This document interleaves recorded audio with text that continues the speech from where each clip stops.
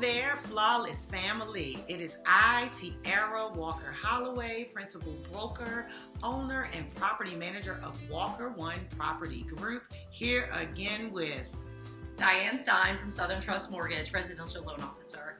And you know, we're back again to do those 2023 market predictions. Now, the reality is that, guys, we've been staying consistent with bringing you great information, updates on the housing market and the mortgage market for the entire 2022 year.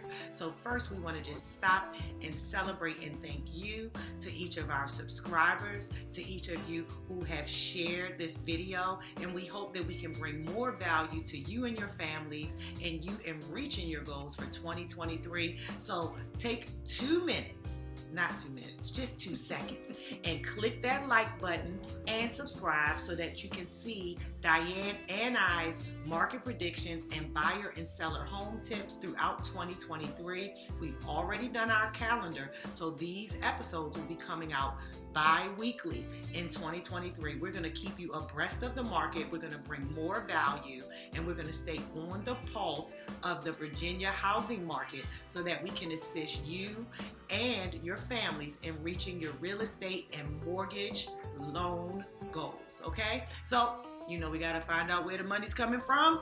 We're going to start with Diane because we ended our fourth quarter update with those interest rates. We know that's on everyone's mind. This is the most I'll probably talk the whole episode, you guys, okay? So Diane is ready today, okay?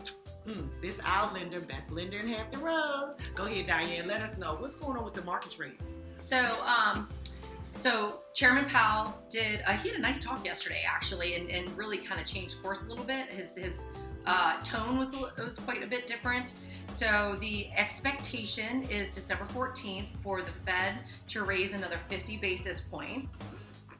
And the prediction is, even though I do not have a crystal ball, is that by March, April, May-ish, we will start seeing those 5% interest rates again.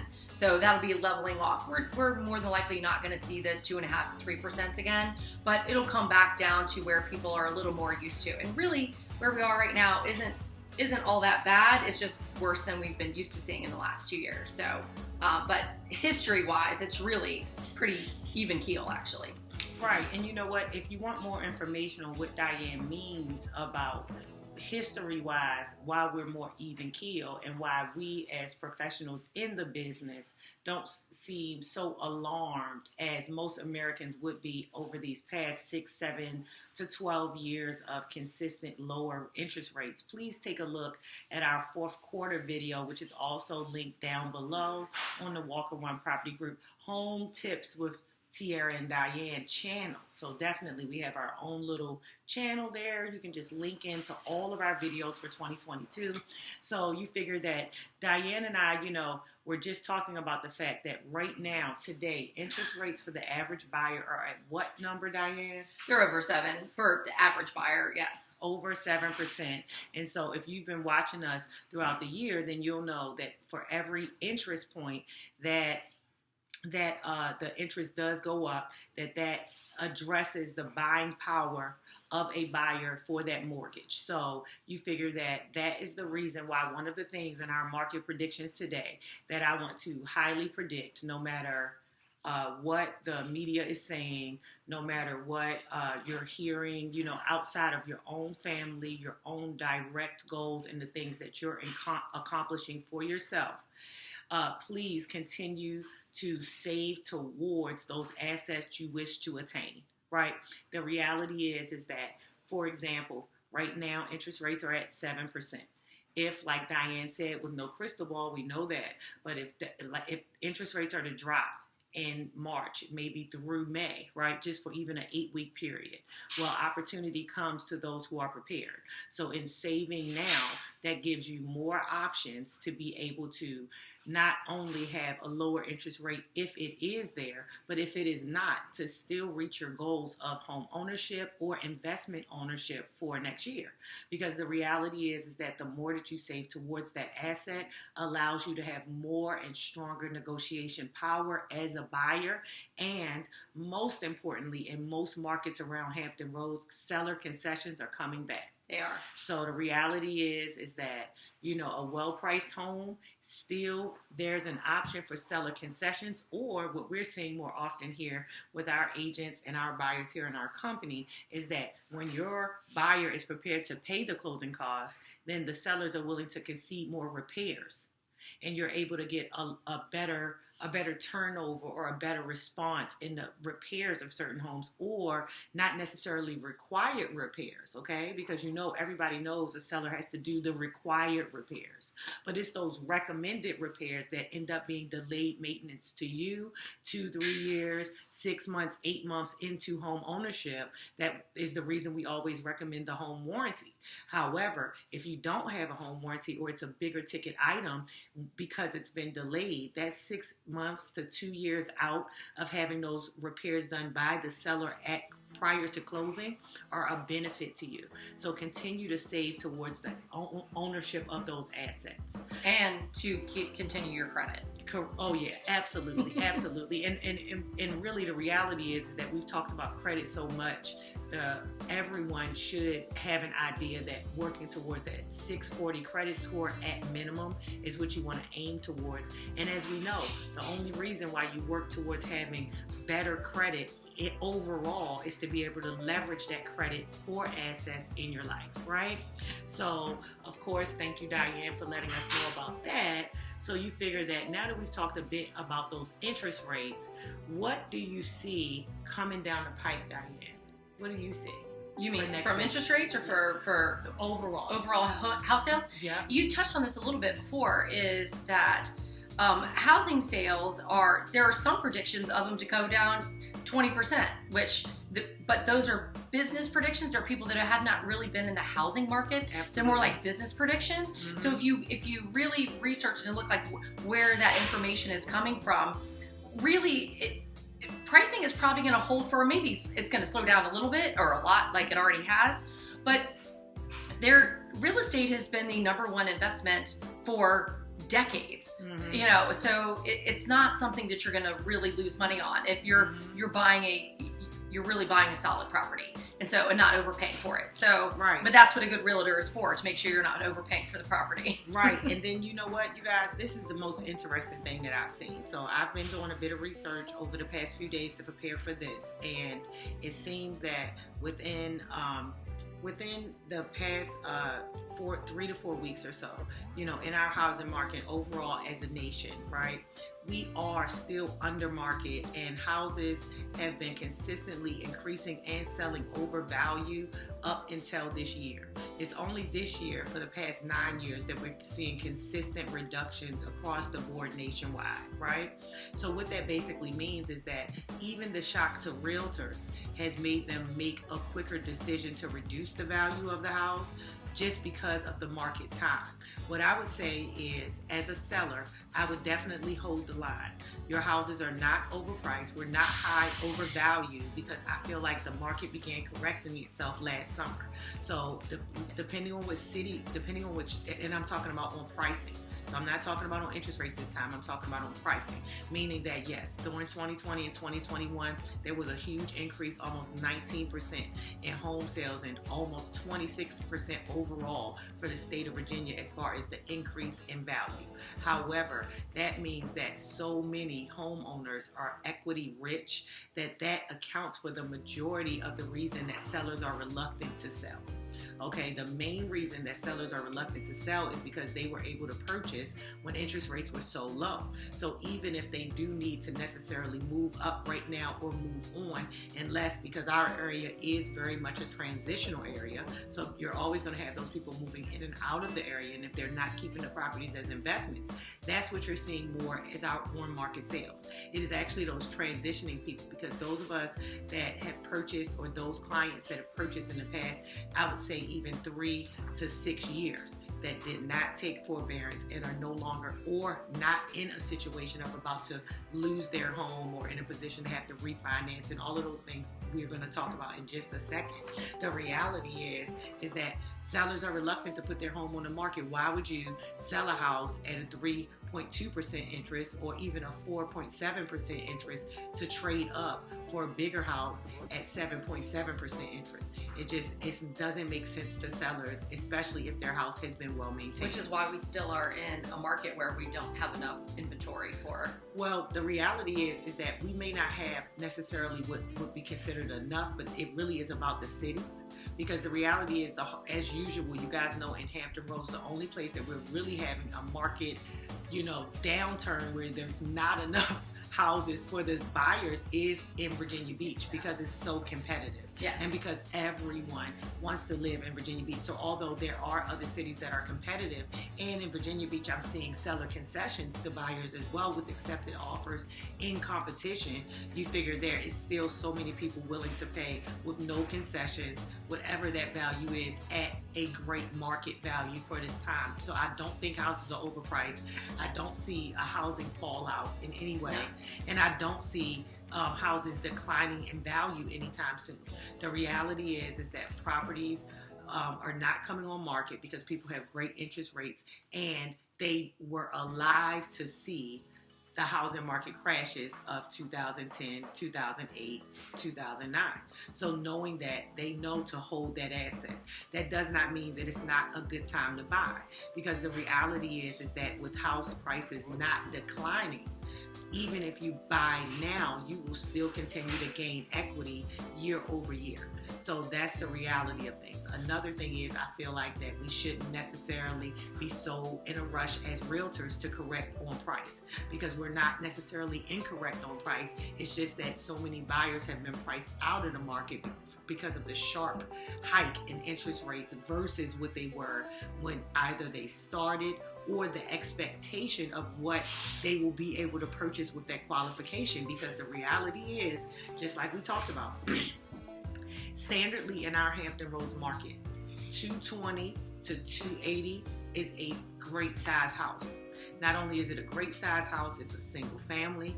It's a single family, 3 to 4 bedroom in a lot of areas, even Virginia Beach.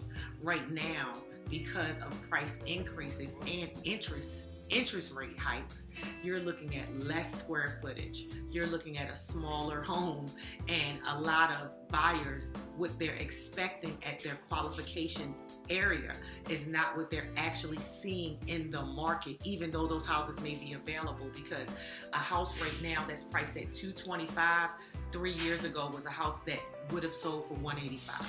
Yeah. And that's the reality. So in saying that, I hope you guys understand what I'm conveying is that just right now, one of our agents in our office has a contract on a property where these buyers were looking in the price range of up to $250,000.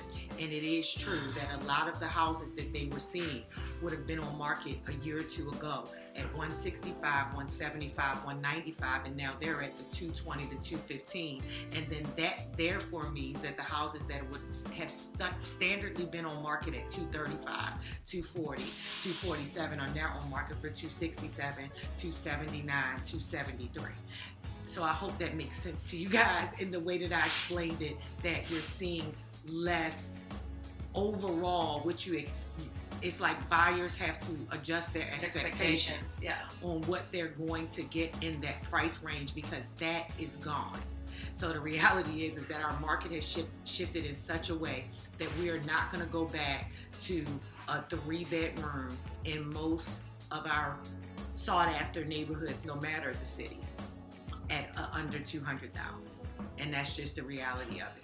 So in adjusting your expectations in that window of $20,000 to $50,000 of your pre-approval, if you're under a $300,000 price range, is the main reason why I urge you to continue, if you are intending to purchase an asset as a home or an investment, to save so that you have that negotiation power. Because just like with those particular clients, what they were able to do, because they saved, they were able to get the house that they really love because they had saved enough to make up the difference.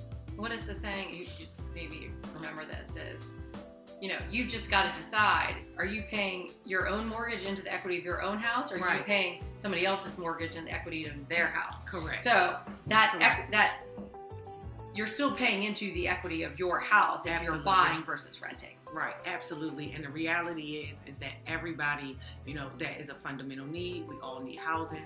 So, if Shelter. So, and that's the whole thing. So even if you're looking to be a buyer of a primary home for yourself, or you're looking to be a buyer of an investment property to house others, either way, the more that you prepare for that financially to make that leap will give you so much more negotiation in the coming markets, and that leads us into the juiciest part of the 2023 market predictions. We know you're waiting for it, okay? What is it, Diane? We're talking about foreclosures and short sales. We're talking about foreclosures and short sales. Well, and that's also where investors can really shine on this, because there's many different opportunities on it. Mm-hmm. Not just investors, but regular straight buyers as well. Right. So foreclosure and short sales, as a lot of people already know, during COVID, a lot of people were given the ability to be able to go into forbearance, and some people chose to because they wanted to choose to, and some people chose to because they were under serious hardship and couldn't pay their mortgage. So it started at 12 months, and then it was another 6-month, extension on that, and then you could get another extension on that. So now what we're seeing is it's pretty much that time, that witching hour now, where people have got to make a choice. If they haven't already made choices to figure out if they went to forbearance, they've got options. You can either pay a lump sum amount of what you didn't pay. So if you didn't pay 6 months of your mortgage, you got to take that lump sum of that 6 months you didn't pay. That $19,752. And you've got to pay it to the bank. And in general, if you went into forbearance because you were under hardship, you don't have that $19,000. So the other option is to do a short-term repayment of that balance. So you can just like a short-term loan kind of a thing. And it's like added to your monthly payment. Or you can do a loan modification where it gets added onto the back end of your mortgage and your payment increases. But now the bank, most of them is you can't refinance or do anything with that mortgage for usually 4 years. Everybody's different, but so everybody has to know that. So sometimes people don't like that option. Right. And then the other option is to sell, which is where we're kind of looking right now to where this is that witching hour, and that, where the rubber meets the road. Where's everybody going to go? A lot of people are already working towards this, and as Tierra's much better knowledge of this than I do, is foreclosures and short sales and all these things, it's a time-consuming thing. The banks, they have to do certain things, certain laws and everything else. So it takes a while to get to those points if people are in those situations. Yeah. And so banks need to really clean up their balance sheets too. They don't want to be in a poor economy if their balance sheets are all jacked up because they have people who aren't paying their mortgages. So they're willing to, take investors to assume the loans. There's different options to do it, and they're also willing to sell those houses to pay off what's left on that mortgage. And so those are your foreclosures and short sales, which Tierra's phenomenal at. She's been in that market for a very long time before any of this stuff is coming around. So she's a very seasoned pro on it. But here's something I want you guys to know, and this is the part that I want to caution you on. So if you're a part of the 30 monthly viewers, we're hoping that we can get 100 views on this video at least. But here's the point. So as a lot of you may have seen recently, a lot of the larger investment banks are investing in rental housing. So in the previous foreclosure market that I did work, and I appreciate Diane giving me the alley-oop on the whole, I did good on foreclosures. However, markets are constantly changing. And I love foreclosures, and I love that business because I definitely love to see the benefit of all to get out of a distressed situation, okay? Even the seller or the person that's in distress, I definitely know how to assist on all areas of that. However, here's my point.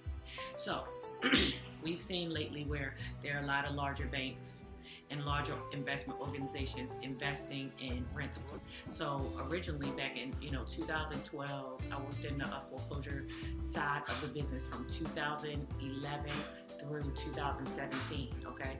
And during that time, I would always be able to tell a seller or a potential person in distress that was thinking of selling that the banks really don't want their house.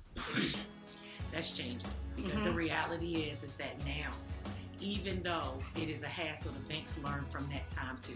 As I just said to you, I worked the foreclosure market from 2012 to 2017.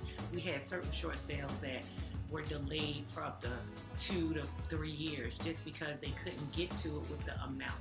However, with the banking system understanding now that one of the great things, which is the reason why we do property management, including, professional love and care, is the stability of the rental market. Because, like we just especially in our area, high military, stability of our rental nationwide, market is, yes. Yeah, but nationwide, people need housing. And because of the challenges that it takes or the unwillingness of the consumer to go through the process to buy, we do realize that the rental market is a super strong investment. So with these houses, they may not want your house, but I can definitely see a shift occurring where within the next 12 to 18 months, a lot of those houses that are taken for foreclosure may end up being rental options, especially for multifamily and in areas where there can be multi-use projects or areas that they're having big buildups as far as gentrification and turnover of those neighborhoods. So the reality is that the truth is that if you took the forbearance and you're now in trouble, you need to reach out to us so that we can assist you. 757-320-1946. Diane can obviously give you all of the finance side so that you can understand what your options are and explain it to you in such a way so that even if you're in a negative now, because here's one of the best things about allowing someone to assume your loan is that it immediately repairs your credit. So in order to assume your loan on a back payment, they have to pay off the past due. So in paying off the past due when you're pre-foreclosure will allow for you to immediately see an increase in your credit within 30 to 60 days. And then with consistent payment on the assumption, it will allow your credit to restore where you can actually cash out on that property with your assumable loan person and go ahead and repurchase when you're back in solid footing 12 to 18 months from now.